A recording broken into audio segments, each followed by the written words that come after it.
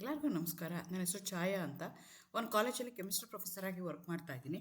ನನ್ನ ಇಂಟೆನ್ಷನ್ ಏನು ಈ ಚಾನೆಲ್ನ ಸ್ಟಾರ್ಟ್ ಮಾಡೋದಕ್ಕೆ ಅಂದರೆ, ಸಾಧ್ಯ ಆದಷ್ಟು ಕೆಮಿಸ್ಟ್ರಿ ರಿಲೇಟೆಡ್ ಟಾಪಿಕ್ನ ಸಿಂಪಲ್ ಆಗಿ ಕನ್ನಡದ ಹೇಳುವಂಥ ಪ್ರಯತ್ನ ಮಾಡ್ತಿದ್ದೀನಿ. ಕೆಮಿಸ್ಟ್ರಿ ಇಷ್ಟ ಇಲ್ದಿರೋರು ಕೆಮಿಸ್ಟ್ರಿ ಕಡೆಗೆ ಸೆಳೆಯುವಂಥ ಪ್ರಯತ್ನ ನನ್ನ ಚಾನೆಲ್ ಮುಖಾಂತರ ಮಾಡ್ತಾ ಇದ್ದೀನಿ. ಸದ್ಯಕ್ಕೆ ನೀವೇನಾದ್ರು ರಾಣಿ ಚೆನ್ನಮ್ಮ ಯೂನಿವರ್ಸಿಟಿನಲ್ಲಿ ಓದ್ತಾ ಇದ್ದೀರಾ, ಫೋರ್ತ್ ಸೆಮ್ಮಲ್ಲಿ ಇದ್ದೀರಾ. ಈಗ ಕಾಲೇಜ್ ಶುರು ಆಗಿದೆ, ನಿಮಗೆ ಸೆಕೆಂಡ್ ಸೆಮ್ಮು ಮತ್ತು ಫೋರ್ತ್ ಸೆಮ್ದು ಕ್ಲಾಸಸ್ ಶುರು ಆಗಿದೆ. ಸೊ ನೀವೇನಾದರೂ ಫೋರ್ತ್ ಸೆಮ್ಮಲ್ಲಿ ಇದ್ದರೆ ನಿಮಗೆ ಆ್ಯಕ್ಚುಲಿ ಏನಾಗುತ್ತೆ ಅಂದರೆ SEP ಅಂತ ಹೇಳ್ತೀವಿ, ಸ್ಟೇಟ್ ಎಜುಕೇಷನ್ ಪಾಲಿಸಿ ಪ್ರಕಾರ ನೀವು ಓದ್ತಾ ಇದ್ದೀರಾ. ಸೊ ಅದರಲ್ಲಿ ಯಾವ ರೀತಿಯಾದಂಥ ಸಿಲೆಬಸ್ ಇದೆ, ರೆಫರೆನ್ಸ್ ಬುಕ್ ಯಾವುದಿದೆ, ಥಿಯರಿ ಹೇಗಿರುತ್ತೆ, ಪ್ರಾಕ್ಟಿಕಲ್ ಸಿಲೆಬಸ್ ಏನಿದೆ, ಅದನ್ನೆಲ್ಲ ಇವತ್ತು ಇನ್ ಡೀಟೇಲ್ ಆಗಿ ಹೇಳೋಣ ಅಂತ ಅಂದ್ಕೊಳ್ತಾ ಇದ್ದೀನಿ. ಇದಾದಮೇಲೆ ಯೂನಿಟ್ ವೈಸ್ ವೀಡಿಯೋಸ್ನ ನಾನು ಅಪ್ಲೋಡ್ ಮಾಡ್ತಾ ಹೋಗ್ತೀನಿ. ನಿಮ್ಗೆ ಆಲ್ರೆಡಿ ಗೊತ್ತಿದೆ, since you are in fourth ಸೆಮಿಸ್ಟ್ರಲ್ಲಿ ಇರೋದಕ್ಕೋಸ್ಕರ ನಿಮಗೆ ಒಟ್ಟು 4 ಯೂನಿಟ್ ಇರುತ್ತೆ ಕೆಮಿಸ್ಟ್ರಿನಲ್ಲಿ. 4 ಯೂನಿಟ್ ಮೇಲೂ ನಿಮಗೆ ಈಕ್ವಲ್ ವೇಟೇಜ್ ಇರುತ್ತೆ for the exam point of view. So 4 unit ಯಾವ್ಯಾವ್ದಿರುತ್ತೆ ಅಂದರೆ, chemistry of D and F block elements, chelates, environmental chemistry. ಒಂದೊಂದು ಯೂನಿಟಲ್ಲಿ ಎರಡೆರಡು ಟಾಪಿಕ್ ಇದೆ. Chemical kinetics and electrochemistry unit 2ನಲ್ಲಿದೆ. Reaction intermediates and methods of identification ಅದು ನಿಮಗೆ 3ನೇ ಯೂನಿಟಲ್ಲಿ ಬರುತ್ತೆ. Spectroscopy and aromatic hydrocarbons 4th ಯೂನಿಟಲ್ಲಿ ಬರುತ್ತೆ. ಸೊ ಈ ರೀತಿಯಾದಂಥ 4 ಯೂನಿಟ್ಗಳಿದ್ದಾವೆ. ಸೊ ಫೋರ್ತ್ ಸೆಮಿಸ್ಟ್ರಿಗೆ 4T ಅಂತ ಪೇಪರ್ ಟೈಟಲ್ ಕೊಟ್ಟಿದ್ದಾರೆ. ಥಿಯರಿ ಪೇಪರ್ಗಾದರೆ, ಪ್ರಾಕ್ಟಿಕಲ್ಗಾದರೆ 4P ಅಂತ ಹೇಳ್ತಾರೆ. ಸೊ ಅದರದ್ದು ಕೋಡ್ ಹೇಗಾಗುತ್ತೆ ಅಂತಂದರೆ, SEP BSc ಕೆಮ್ T04 ಅಂತ ಹೇಳಿದ್ರೆ 60 ಅವರ್ಸ್ ಇದೆ ಟೋಟಲ್ ಅವರ್ಸು. ಅಂದರೆ ಒಂದೊಂದು ಯೂನಿಟು 15 ಅವರ್ಸ್ ಆಗುತ್ತೆ. 15 4 60 ಪರ್ ವೀಕು 4 ಕ್ಲಾಸಸ್ ಬರುತ್ತೆ. ಕ್ರೆಡಿಟ್ಸ್ ಹೇಗಿದೆ ಅಂತಂದರೆ 3 ಕ್ರೆಡಿಟ್ಸ್ ಇದೆ ನಿಮಗೆ. 2 ಥಿಯರಿಗೆ, 1 ಪ್ರಾಕ್ಟಿಕಲ್ಗೆ ಇದೆ. ಆ ರೀತಿಯಾಗಿದೆ. ನಾನು ಮುಂಚೆನೇ ಹೇಳ್ದಂಗೆ ನಿಮಗೆ 4 ಯೂನಿಟ್ಗಳಿರ್ತವೆ. ಈಚ್ ಯೂನಿಟ್ಗೆ 15 ಇದೆ. Weightage from the exam point of ವ್ಯೂನು ಎಕ್ಸಾಕ್ಟ್ಲಿ ಸೇಮ್ ಇರುತ್ತೆ. ಹಾಗಾಗಿ ಟೋಟ್ಲಿ ನೀವು ಎಲ್ಲ ಯೂನಿಟ್ದು ಓದಬೇಕಾಗತ್ತೆ. ಟೋಟಲ್ 60 ಅವರ್ಸ್ ನಿಮಗೆ ಪೋರ್ಷನ್ಸ್ನ ನಾವು ಕವರ್ ಮಾಡಬೇಕಾಗುತ್ತೆ ಈ ಸೆಮಿಸ್ಟ್ರಲ್ಲಿ, ಫೋರ್ತ್ ಸೆಮಿಸ್ಟ್ರಲ್ಲಿ ಕೆಮಿಸ್ಟ್ರಿನಲ್ಲಿ. ಸೊ ಸಿಲೆಬಸ್ ನೋಡೋದಾದರೆ ಇನ್ ಡೀಟೇಲ್ ಆಗಿ ಆಲ್ರೆಡಿ ಇದೆಲ್ಲ ಯೂನಿವರ್ಸಿಟಿ ವೆಬ್ಸೈಟಲ್ಲಿ ನಿಮಗೆ ಸಿಗ್ತಾ ಹೋಗುತ್ತೆ. ನೀವು already S&P block elements lower ಸೆಮಿಸ್ಟರ್ಸ್ಗಳಲ್ಲಿ ಓದಿದ್ದೀರಾ. ಹಾಗಾಗಿ ಇಲ್ಲಿ D ಆ್ಯಂಡ್ F ಬ್ಲಾಕ್ ಎಲಿಮೆಂಟ್ಸ್ಗಳನ್ನ ನೀವು ಓದ್ತಾ ಹೋಗ್ತೀರಾ. ನಿಮಗೆ ಆಲ್ರೆಡಿ ಗೊತ್ತಿದೆ ಪಿರಿಯಾಡಿಕ್ ಟೇಬಲ್. ಇನ್ಆರ್ಗ್ಯಾನಿಕ್ ಕೆಮಿಸ್ಟ್ರಿನಲ್ಲಿ ದ ಬೇಸಿಸ್ ಯಾವುದು ಅಂತಂದರೆ ನನಗೆ periodic table is a beautiful and constructive table ಅಂತ ಹೇಳ್ಬೋದು. In the history of the mankind ಅಂತಲೇ ಹೇಳ್ಬೋದು. ಅಷ್ಟು ಬ್ಯೂಟಿಫುಲ್ ಆಗಿ ಆ ಎಲಿಮೆಂಟ್ಸ್ನೆಲ್ಲ ಕಾಂಪ್ಯಾಕ್ಟಾಗಿ ಅದನ್ನು ಇಟ್ಟಿದ್ದಾರೆ. ತುಂಬ ಬ್ರಿಲಿಯಂಟಾಗಿ ಅದನ್ನು ಮಾಡಿದ್ದಾರೆ. ಸೊ ಆ ಪಿರಿಯಾಡಿಕ್ ಟೇಬಲಲ್ಲಿ ನಾವು we have made the elements into different blocks based on there atomic number ಪ್ರಕಾರ ಜೋಡಿಸ್ತಾ ಹೋಗ್ತಾ ಇದ್ದೀವಿ. ಎಸ್ ಬ್ಲಾಕ್ ಎಲಿಮೆಂಟ್ಸು ಮೆಟಲ್ಸ್ ಇರ್ತವೆ. Alkaline metals, alkaline earth metals ಅಂತ ಹೇಳ್ತೀವಿ. ಗ್ರೂಪ್ 1 ಗ್ರೂಪ್ 2 ಅಂತ ಹೇಳ್ತೀವಿ. ಅದೇ ಥರ 13 to 18 ನೀವು ಕನ್ಸಿಡರ್ ಮಾಡಿಕೊಂಡ್ರೆ P ಬ್ಲಾಕ್ ಎಲಿಮೆಂಟ್ಸ್ ಅಂತ ಹೇಳ್ತೀವಿ. ಅದರಲ್ಲಿ ಹ್ಯಾಲೋಜನ್ಸ್ ಬರುತ್ತೆ, ಚಾಲ್ಕೋಜನ್ಸ್ ಬರುತ್ತೆ, ಆಕ್ಸಿಜನ್ ಫ್ಯಾಮಿಲಿ ಬರುತ್ತೆ, ಬೋರಾನ್ ಫ್ಯಾಮಿಲಿ ಬರುತ್ತೆ. ಅದೆಲ್ಲನೂ P ಬ್ಲಾಕ್ ಅಂತ ಹೇಳ್ತೀವಿ. ಅವೆರಡರ ಮಧ್ಯದಲ್ಲಿ ಸ್ಯಾಂಡ್ವಿಚ್ ಆಗಿ ನಿಮಗೆ D ಬ್ಲಾಕ್ ಎಲಿಮೆಂಟ್ಸ್ ಬರ್ತವೆ. ಅದ್ರ ಕೆಳಗಡೆಗೆ ನಿಮಗೆ F ಬ್ಲಾಕ್ ಎಲಿಮೆಂಟ್ಸ್ನ ಅವರು ಸಿಚುಯೇಟ್ ಮಾಡಿದ್ದಾರೆ.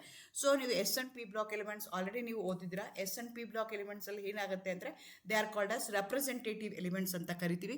ಎಸ್ ಬ್ಲಾಕಲ್ಲಿ ಏನಾಗುತ್ತೆ ಅಂದರೆ, ದ ಫಸ್ಟ್ ಎಲಿಮೆಂಟ್ ಯಾವುದಿದೆಯಲ್ಲ ಅದನ್ನು ಹೆಡ್ ಆಫ್ ದಿ ಫ್ಯಾಮಿಲಿ ಅಂತ ಹೇಳ್ತೀವಿ. ಫಾರ್ ಎಕ್ಸಾಂಪಲ್ ಕಾರ್ಬನ್ ಇದ್ದರೆ ಕಾರ್ಬನ್ ಫ್ಯಾಮಿಲಿ ಅಂತೀವಿ, ಬೋರಾನ್ ಇದ್ದರೆ ಬೋರಾನ್ ಫ್ಯಾಮಿಲಿ ಅಂತೀವಿ, ನೈಟ್ರೋಜನ್ ಇದ್ದರೆ ನೈಟ್ರೋಜನ್ ಫ್ಯಾಮಿಲಿ ಅಂತ ಹೇಳ್ತೀವಿ. So first element is a representative of all the element present in that particular group. ಆದರೆ D and F block ಬಂದಾಗ each one of the elements they're going to behave in a different manner. Even though they're going to we have been arranged them in the periodicity based on their atomic number ಜೋಡಿಸಿದ್ರು each one of the elements they're going to behave in a different manner. So ಹಾಗಾಗಿ D ಮತ್ತು F block ಎಲಿಮೆಂಟ್ಸ್ನ ಈ ಸೆಮಿಸ್ಟ್ರಲ್ಲಿ ನೀವು ಓದ್ತಾ ಹೋಗ್ತೀರಾ.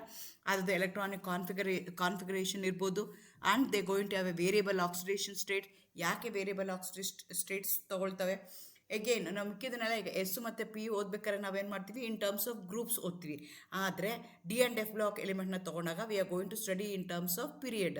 3D series, 4D series, 5D series ಆ ಥರ ಓದ್ತೀವಿ. ಅದೇ ಥರ F ಅಂದರೆ 5F 6F ಸೀರೀಸ್ ಅಂತ ನಾವು ಓದ್ತಾ ಹೋಗ್ತೀವಿ.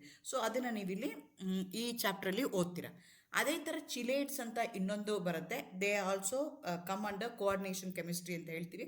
ಸೊ ಕೋಆರ್ಡಿನೇಷನ್ ಕೆಮಿಸ್ಟ್ರಿನಲ್ಲಿ because D block elements they are very good metals, ಏನೇ ಕೋಆರ್ಡಿನೇಷನ್ ಕೆಮಿಸ್ಟ್ರಿಯಲ್ಲಿ ಮೆಟಲ್ಸ್ ಥರ ಹಾಕ್ತವೆ. ಸೊ ಅದರದ್ದು ಬಗ್ಗೆ ಇಲ್ಲಿ ಇನ್ ಡೀಟೇಲ್ ಆಗಿ which is connected to that chapter ಅದನ್ನು ಇಲ್ಲಿ ಓದ್ತಾ ಹೋಗ್ತೀರ. ಅದೇ ಥರ ಅದು ಒಂದು ಆಯ್ತು. ಅದೇ ಥರ ಎನ್ವೈರ್ಮೆಂಟಲ್ ಕೆಮಿಸ್ಟ್ರಿ ಓದ್ತೀರಾ. Environmental chemistry is a need of the hour, because ನಾವು ತುಂಬ ಪೊಲ್ಯೂಟ್ ಮಾಡಿದ್ವಿ. ಸೊ ಯಾವ್ಯಾವ ಥರ ಪೊಲ್ಯೂಷನ್ ಇದೆ ಅಂದರೆ ಏರ್ ಪೊಲ್ಯೂಷನ್ ಮತ್ತು ವಾಟರ್ ಪೊಲ್ಯೂಷನ್ನ ಇನ್ ಡೀಟೇಲ್ ಆಗಿ ನೀವು ಇಲ್ಲಿ ಓದ್ತಾ ಹೋಗ್ತೀರಾ. ಏರ್ ಪೊಲ್ಯೂಷನಲ್ಲಿ ಅಂತಂದರೆ ಗ್ರೀನ್ ಹೌಸ್ ಎಫೆಕ್ಟ್ ಆಗಿರ್ಬೋದು, ಪೆಸ್ಟಿಸೈಡ್ ಎಫೆಕ್ಟ್ ಆಗಿರ್ಬೋದು, ಅದನ್ನೆಲ್ಲನೂ ನೀವು ಓದ್ತಾ ಹೋಗ್ತೀರಾ. ಅಥವಾ fluoro carbon which is responsible for ozone depletion, ಅದ್ರ ಬಗ್ಗೆ ಓದ್ತೀರಾ. ಅದೇ ಥರ ವಾಟರ್ ಪೊಲ್ಯೂಷನ್ ತೊಗೊಂಡ್ರೆ ಸಿವೇಜ್ ಇರ್ಬೋದು, ಇನ್ಫೆಕ್ಷಿಯಸ್ ಏಜೆಂಟ್ಸ್ ಇರ್ಬೋದು, ಅಥವಾ ಇಂಡಸ್ಟ್ರಿಯಲ್ ಎಫ್ಲೂಯೆಂಟಿಂದ ಬರುವಂಥದ್ದಾಗಿರ್ಬೋದು. ಅದೇ ಥರ demand dissolved oxygen, D O ಅಂತ ಹೇಳ್ತಾರೆ, ಬಿ ಒ ಡಿ ಅಂತ ಹೇಳ್ತೀವಿ, ಸಿ ಒ ಡಿ ಅಂತ ಹೇಳ್ತೀವಿ. ಅದನ್ನೆಲ್ಲ ಹೇಗೆ, ಅದು ಜಾಸ್ತಿ ಇದ್ದರೆ ಏನಾಗುತ್ತೆ, ಕಡಿಮೆ ಇದ್ದರೆ ಏನಾಗುತ್ತೆ, ಅದನ್ನೆಲ್ಲ ಓದ್ತೀರಿ. ಅದೇ ಥರ ಈಗ ಇಂಡಸ್ಟ್ರಿಯಲ್ ಎಫ್ಲೂಯೆಂಟ್ಸ್ ಬರ್ತಾ ಇದೆ, ಅದನ್ನು ಯಾವ ರೀತಿ ಟ್ರೀಟ್ ಮಾಡೋದು, ಅದನ್ನೆಲ್ಲ ಈ ಚಾಪ್ಟ್ರಲ್ಲಿ ನೀವು ಓದ್ತಾ ಹೋಗ್ತೀರಾ. ಯೂನಿಟ್ 1ಅಲ್ಲಿ ಟೋಟಲಿ 15 ಅವರ್ಸ್ ನಿಮಗೆ ಬರ್ತಾ ಇದೆ. ಸೊ ಕೆಲವೊಂದು ಕಡೆಗೆ ಯೂನಿವರ್ಸಿಟಿಯವರು ಏನು ಮಾಡಿದ್ದಾರೆ ಅಂದರೆ ಸ್ಪೆಸಿಫೈ ಮಾಡಿದ್ದಾರೆ, ಇದಕ್ಕಿಷ್ಟು ಅವರು ಇದಕ್ಕಿಷ್ಟು ಅವರು ಅಂತ. ಇವೊಂದು ದೇರ್ ಆರ್ 3 ಡಿಫ್ರೆಂಟ್ ಚಾಪ್ಟರ್ಸ್ ಇದೆ, ಇಲ್ಲಿ ಸಬ್ ಟಾಪಿಕ್ಸ್ ಇದ್ದಾವೆ, ಸಬ್ ಚಾಪ್ಟರ್ಸ್ ಇದ್ದಾವೆ. ಅದಕ್ಕೆ ಯಾವ್ಯಾವುದಕ್ಕೆ ಎಷ್ಟೆಷ್ಟು ಅಂತ ಅವರು ಮೆನ್ಷನ್ ಮಾಡಿಲ್ಲ. ಬಟ್ ಎಲ್ಲನೂ ಸೇರಿ ನಾವು 15 ಅವರ್ಸಲ್ಲಿ ಮುಗಿಸ್ಬೇಕು ಅಂತ ಹೇಳ್ತಾರೆ. ಆದರೆ ಯೂನಿಟ್ 2ಗೆ ಬಂದರೆ ಇಲ್ಲಿ ಏನು ಮಾಡ್ತಾ ಇದ್ದಾರೆ, 2 ಸಬ್ ಟಾಪಿಕ್ಸ್ ಬರುತ್ತೆ. ಒಂದು ಕೆಮಿಕಲ್ ಕೈನೆಟಿಕ್ಸು, ಇನ್ನೊಂದು ಎಲೆಕ್ಟ್ರೋಕೆಮಿಸ್ಟ್ರಿ. ಇಲ್ಲಿ ಅವ್ರು ಹೇಳ್ತಾ ಇದ್ದಾರೆ ಕೆಮಿಕಲ್ ಕೈನೆಟಿಕ್ಸು 5 ಅವರ್ಸ್ಗಿದೆ, ಎಲೆಕ್ಟ್ರೋಕೆಮಿಸ್ಟ್ರಿ 10 ಅವರ್ಸ್ಗಿದೆ ಅಂತ ಅವ್ರು ಹೇಳ್ತಾ ಇದ್ದಾರೆ. ಅಗೇನ್ ಕೆಮಿಕಲ್ ಕೈನೆಟಿಕ್ಸು ನೀವು ಆಲ್ರೆಡಿ ಲೋಯರ್ ಕ್ಲಾಸ್ಗಳಲ್ಲಿ ಓದಿರ್ತೀರ, ಅದರದ್ದು ಎಕ್ಸ್ಟೆನ್ಷನ್ ಅಂತ ಹೇಳ್ಬೋದು. ಅದಕ್ಕಿಂತ ಜಾಸ್ತಿ ಇಲ್ಲಿ ಓದ್ತಾ ಹೋಗ್ತೀರಾ. ಸೊ ಇಲ್ಲಿ ನೀವು ಅರೇನಿಯಸ್ ಈಕ್ವೇಷನ್ ಓದ್ತೀರಾ, ಕೊಲ್ಯೂಷನ್ ಥಿಯರಿ ಓದ್ತೀರಾ. ಅದೇ ಥರ experimental determination of kinetics of inversion of cane sugar by polarimetric method, spectrophotometric method of the reaction between potassium persulphate and potassium hydride which is a second order reaction. ಅದನ್ನು ನೀವು ಓದ್ತೀರಾ. Again ಇದೇ ಎಕ್ಸ್ಪೆರಿಮೆಂಟ್ಸನ್ನ ನೀವು ಲ್ಯಾಬಲ್ಲೂ ಮಾಡಿರ್ತೀರಿ, ಅದರದ್ದು ಇಲ್ಲಿ ಥಿಯರಿನಲ್ಲಿ ನೀವು ಓದ್ತಾ ಹೋಗ್ತೀರಾ. ಅದೇ ಥರ ಇದು 5 ಅವರ್ಸಲ್ಲಿ ಮುಗಿಸ್ಬೇಕು ಅಂತ ಎಕ್ಸ್ಪೆಕ್ಟ್ ಮಾಡ್ತಾರೆ. ಅದೇ ಥರ ಇನ್ನೊಂದು ಫಿಸಿಕಲ್ ಕೆಮಿಸ್ಟ್ರಿಯಲ್ಲಿ ಬರುವಂಥ ಇಂಪಾರ್ಟೆಂಟ್ ಟಾಪಿಕ್ ಯಾವುದು ಅಂದರೆ ಎಲೆಕ್ಟ್ರೋಕೆಮಿಸ್ಟ್ರಿ.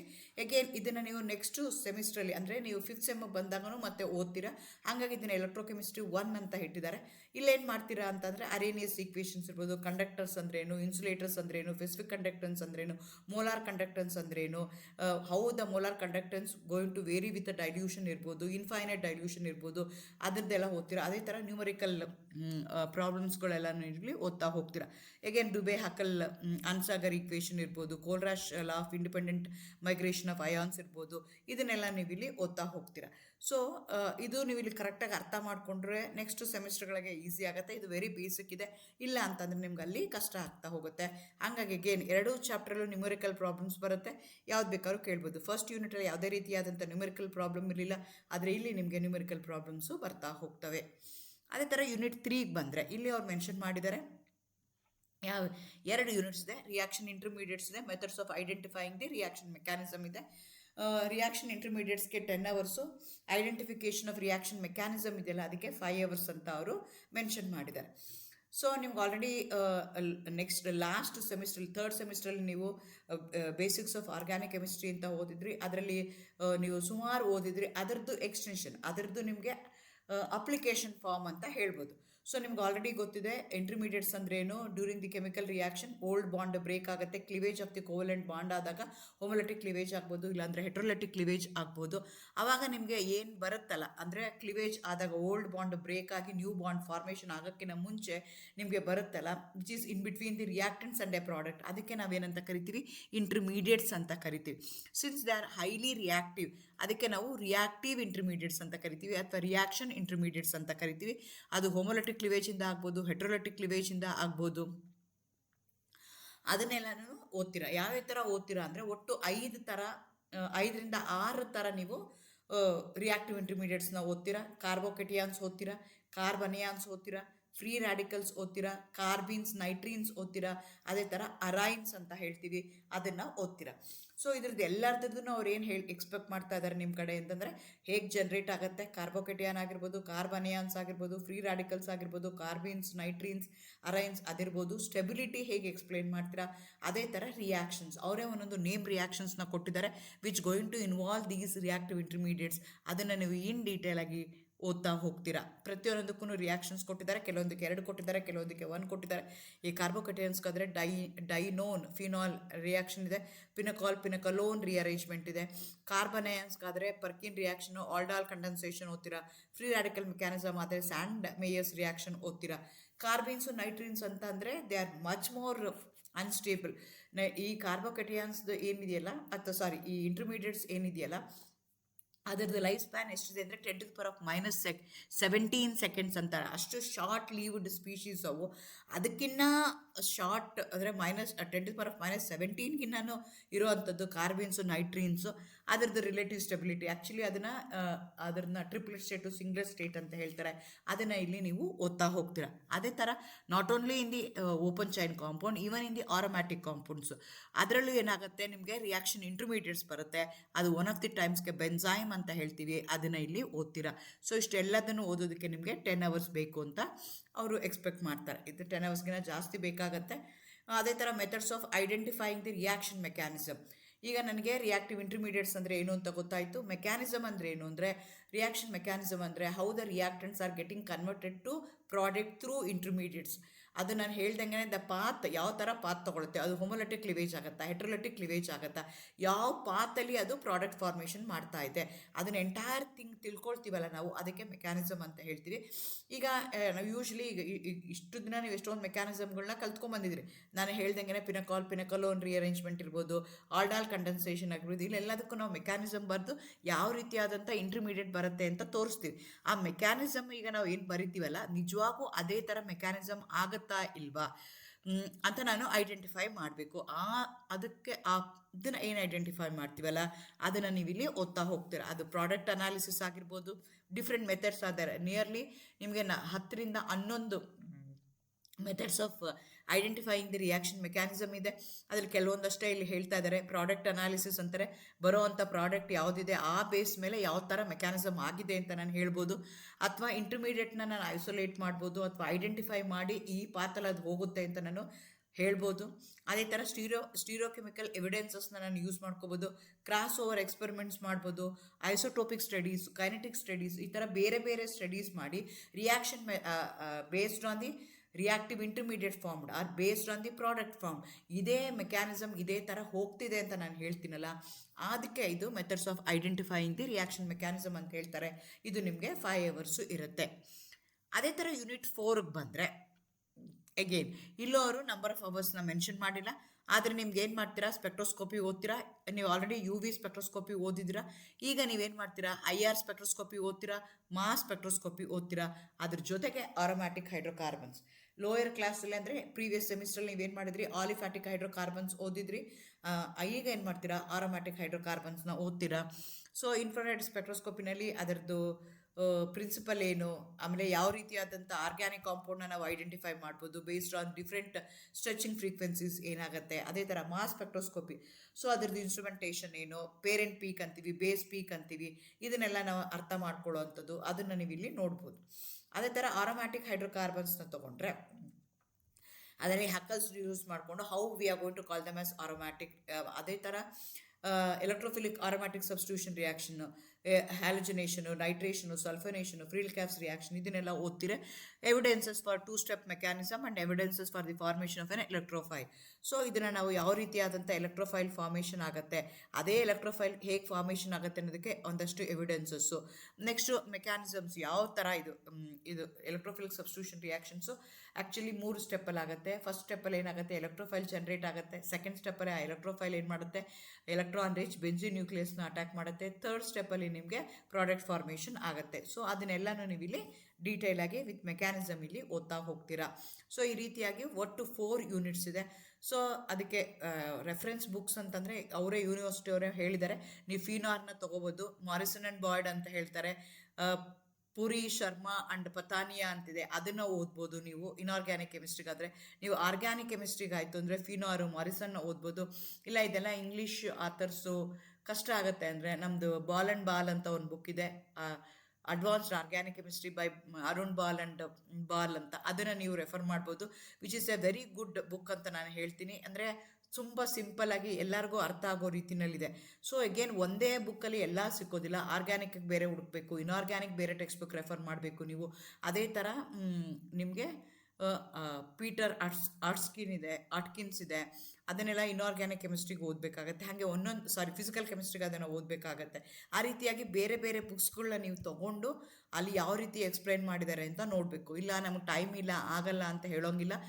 ಪ್ರತಿಯೊಬ್ಬರು BSc ಓದ್ತಾ ಇದ್ದೀರಾ ಅಂತಂದರೆ ನೀವು ಹೈಯರ್ ಸ್ಟಡೀಸ್ಗೆ ಬಂದಿದ್ದೀರಾ, you are in graduate undergraduate ಲೆವೆಲಲ್ಲಿ ಇದ್ದೀರಾ, ಅದು 4th ಸೆಮಲ್ಲಿ ಇದ್ದೀರಾ ಅಂದರೆ ಲೈಬ್ರರಿಗೆ ಹೋಗಬೇಕು, ಬೇರೆ ಬೇರೆ ರೆಫರೆನ್ಸ್ ಬುಕ್ಗಳನ್ನ ನೋಡಬೇಕು, ಯಾವ ರೀತಿ ಪ್ರತಿಯೊಂದು ಬುಕ್ಕಲ್ಲೂ ಎಕ್ಸ್ಪ್ಲೈನ್ ಮಾಡಿದ್ದಾರೆ ಅಂತ ನೋಡಿದ್ರೆ ಮಾತ್ರ ನಾವು ಸಬ್ಜೆಕ್ಟ್ ಕಲಿಯೋಕ್ಕಾಗತ್ತೆ. ಇಲ್ಲ ಅಂದರೆ ಕಷ್ಟ ಆಗುತ್ತೆ. ನಮ್ಗೆ ಟೈಮ್ ಇಲ್ಲ ಅಂತ ಹೇಳೋಂಗಿಲ್ಲ.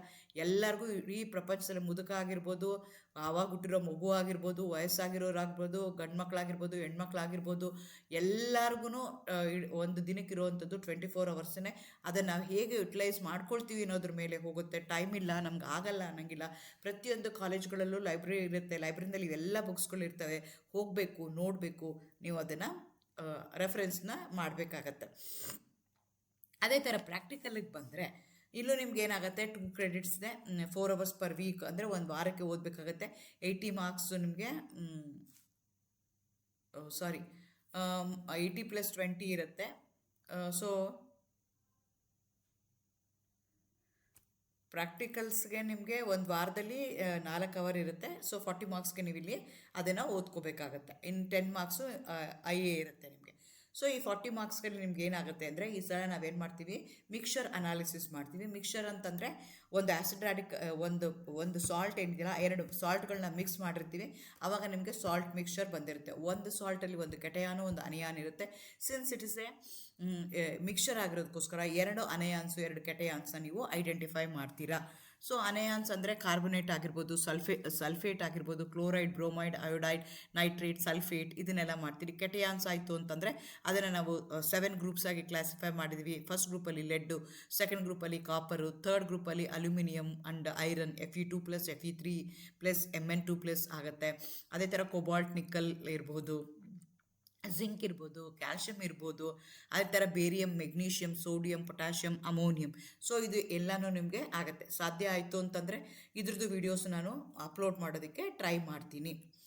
ಸೊ ಮಾರ್ಕ್ಸ್ ಡಿಸ್ಟ್ರಿಬ್ಯೂಷನ್ ಹೇಗಿರುತ್ತೆ ಅಂತಂದರೆ, ಇದು ಇನ್ಆರ್ಗ್ಯಾನಿಕ್ ಅನಾಲಿಸಿಸ್ ಆಗಿರುತ್ತೆ. ಚಾರ್ಟ್ ನಿಮಗೆ ಈ have to learn by heart, ಎಲ್ಲ ರಿಯೇಜೆಂಟ್ಸ್ ಏನೇನು ಆ್ಯಡ್ ಮಾಡ್ತೀವಿ ಅದೆಲ್ಲ ಕಲ್ತ್ಕೋಬೇಕಾಗತ್ತೆ. ಸೊ ಹಾಗಾಗಿ ನಿಮಗೆ ಬಿಗಿನಿಂಗಲ್ಲಿ ಕಷ್ಟ ಅನಿಸ್ಬೋದು, ಆದರೆ ನಾವು ಪ್ರಾಕ್ಟೀಸ್ ಮಾಡ್ಕೋಬೇಕು. ಒಂದು 2 ವಾರ ಆದಮೇಲೆ ಏನು ಮಾಡಬೇಕು, ಪ್ರಿಲಿಮಿನರಿ ಟೆಸ್ಟ್ನ ನೋಡ್ಕೊಳ್ದಲ್ಲೇ ಮಾಡೋದು ಪ್ರಯತ್ನ ಪಡಬೇಕು. ಅದೇ ಆದಮೇಲೆ ಅದನ್ನಾಗಿ 2 ವೀಕ್ಸ್ ಆದ ತಕ್ಷಣ ನನಗೆ ಆ್ಯಸಿಡ್ ರ್ಯಾಡಿಕಲ್ಸ್ ಇರ್ಬೋದು, ಅದನ್ನು ನೋಡ್ಕೊಳ್ದಲ್ಲೇ ಮಾಡೋಕ್ಕೆ ಬರಬೇಕು. ಅದಾದಮೇಲೆ ಬೇಸಿಕ್ ರ್ಯಾಡಿಕಲ್ ಮಾಡ್ಕೊಳ್ದಲ್ಲೇ ಮಾಡೋದನ್ನು ಪ್ರಯತ್ನ ಮಾಡ್ತಾ ಹೋಗಬೇಕು. ಆವಾಗ ಈಸಿ ಆಗುತ್ತೆ, ಇಲ್ಲ ಅಂದರೆ ಕಷ್ಟ ಆಗುತ್ತೆ. ಒಟ್ಟು ಟೋಟಲಿ 40 ಮಾರ್ಕ್ಸ್ ಇರುತ್ತೆ. ಪ್ರಿಲಿಮಿನರಿ ಟೆಸ್ಟು ಮತ್ತು ಪ್ರೆಸೆಂಟೇಷನ್ ನೀವು ಹೇಗೆ ಅದನ್ನು ಅನಾಲಿಸಿಸ್ನ ಬರೆದಿದ್ದೀರಾ ಅನ್ನೋದಕ್ಕೆ 8 ಮಾರ್ಕ್ ಇರುತ್ತೆ. ಪಾಸಿಟಿವ್ ರ್ಯಾಡಿಕಲ್ ಅಂದರೆ ಕೆಟಯಾನ್ನ ನೀವು ಐಡೆಂಟಿಫೈ ಮಾಡಿದ್ರೆ, ಅಂದರೆ ಆ್ಯಸಿಡ್ ರ್ಯಾಡಿಕಲ್ಸ್ನ ಪಾಸಿಟಿವ್ ರ್ಯಾಡಿಕಲ್ಲು ಅಂದರೆ ಅನಯಾನ ಐಡೆಂಟಿಫೈ ಮಾಡಿದ್ರೆ 12 ಮಾರ್ಕ್ಸ್ ಇರುತ್ತೆ. ನೆಗೆಟಿವ್ ರ್ಯಾಡಿಕಲ್ಸ್ ಅದು ಆ್ಯಸಿಡ್ ರ್ಯಾಡಿಕಲ್ಸ್ ಇದೆ, ಅದನ್ನೇನಾದರೂ ಅನಯಾನ್ಸ್ ಇರ್ತವೆ, ಅದನ್ನು ಐಡೆಂಟಿಫೈ ಮಾಡಿದ್ರೆ ನಿಮಗೆ 8 ಮಾರ್ಕ್ ಇರುತ್ತೆ. ಅದೇ ಥರ ಜರ್ನಲ್ಗೆ 5 ಮಾರ್ಕ್ ಇರುತ್ತೆ, ವೈವಾ ಕ್ವಶನ್ಸ್ ಇರುತ್ತೆ, ಅದು 5 ಮಾರ್ಕ್ಸ್ಗೆ, ಟೋಟ್ಲಿ 40 ಮಾರ್ಕ್ಸ್ಗೆ ನಿಮಗೆ ಇರುತ್ತೆ. ಇದಕ್ಕೂ ನಿಮಗೆ ರೆಫರೆನ್ಸಸ್ ಆ್ಯಕ್ಚುಲಿ ಓಗೆಲ್ ಅಂತ ಇದೆ, ಓಗೆಲ್ ಕ್ವಾಲಿಟೇಟಿವ್ ಇನ್ಆರ್ಗ್ಯಾನಿಕ್ ಅನಾಲಿಸಿಸ್ ಅಂತಿದೆ, ಪಿಯರ್ಸನ್ ಎಡಿಷನ್. ನೀವು ಅದನ್ನು ಕನ್ಸಿಡರ್ ಮಾಡಿಕೊಂಡು ಆಗ್ಬೋದು. ಅಗೇನ್ ಕೆಲವೊಂದು ಸಲ ಅದರಲ್ಲೂ ಮಾಡಿಫಿಕೇಷನ್ಸ್ ಮಾಡ್ಕೊಂಡಿರ್ತಾರೆ. ನಮ್ಮ ಹತ್ರ ಕೆಲವೊಂದು ಕೆಮಿಕಲ್ಸ್ ಇರುತ್ತೆ, ಕೆಮಿಕಲ್ಸ್ ಇರೋದಿಲ್ಲ. ಆ ಆರ್ಡ್ರ್ ಮೇಲೆ ನಿಮ್ಮ ಕಾಲೇಜಲ್ಲಿ ಹೇಳಿರ್ತಾರೆ, ಆ ಪ್ರಕಾರ ನೀವು ಅದನ್ನು you have to learn by heart. ಈ ರೀತಿಯಾಗಿ ನೀವೇನು ಮಾಡಬೇಕಾಗತ್ತೆ, ಸಿಲೆಬಸ್ ಇದೆ. ಸೊ ಇನ್ಮೇಲೆ ದಿನ ಸಾಧ್ಯ ಆದಷ್ಟು ಒಂದೊಂದು ಯೂನಿಟ್ದು ವೀಡಿಯೋಸ್ ನಾನು ಅಪ್ಲೋಡ್ ಮಾಡೋದಕ್ಕೆ ಟ್ರೈ ಮಾಡ್ತಾ ಹೋಗ್ತೀನಿ. All the best, thank you, good luck.